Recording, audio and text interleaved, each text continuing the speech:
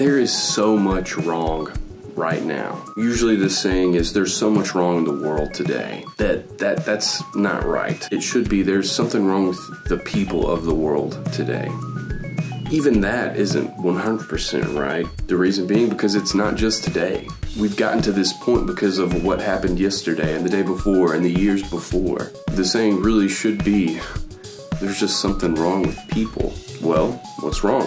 We disagree on everything. We yell at each other in all caps. We talk behind each other's backs. We don't take responsibility for our actions. We have our opinions and we don't listen to others. We make sure that our opinions are heard in all caps. We don't think about what we say. We don't like being told what to do. The list could continue. Notice how I said we in every single one of those. We humans are failing. I am one of those humans.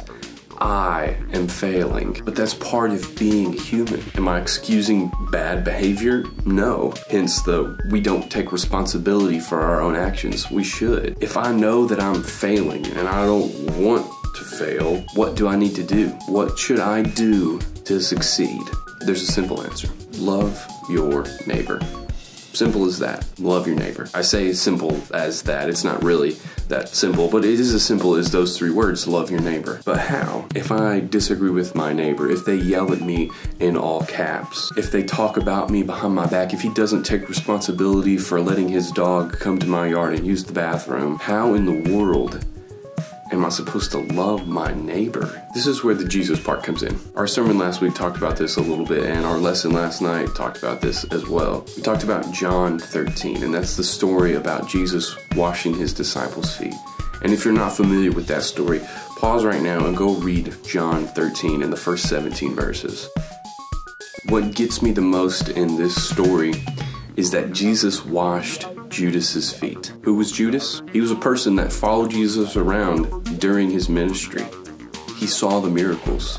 He loved him as if he was his own brother. He was also the guy that was going to sell Jesus out. And Jesus knew this, and Jesus washed his feet anyways. You cannot tell me that you can't love your neighbor because of something they did. Because Judas did that to Jesus, and Jesus still loved him. Verses 34 and 35 of John 13 read as this.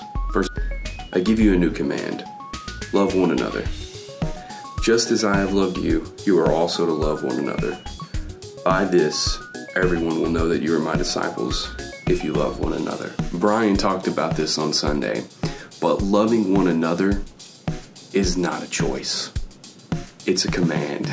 I know we always don't like being told what to do, but when God tells us to do something, I think it's pretty important that we do it. And if God is telling us to love one another, I think we should do it. The chapter that we read this week is James chapter 1. The verses that I shared yesterday were verses 19 and 20. I think these verses might help us be better equipped to love our neighbor. They read as this.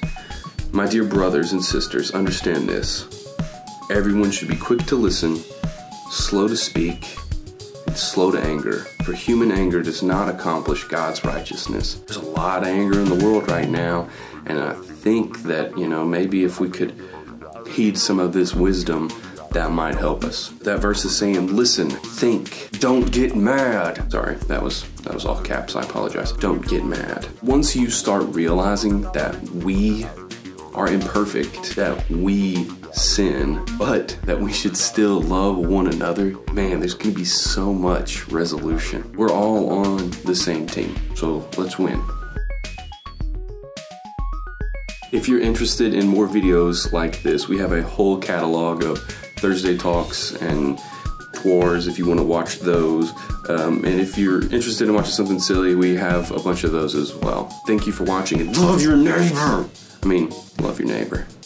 I don't think I mentioned it, but James 1, literally at the end of it, talks about like serving people and loving your neighbor. So like literally this whole love your neighbor thing, it's all over the place in the New Testament, yeah.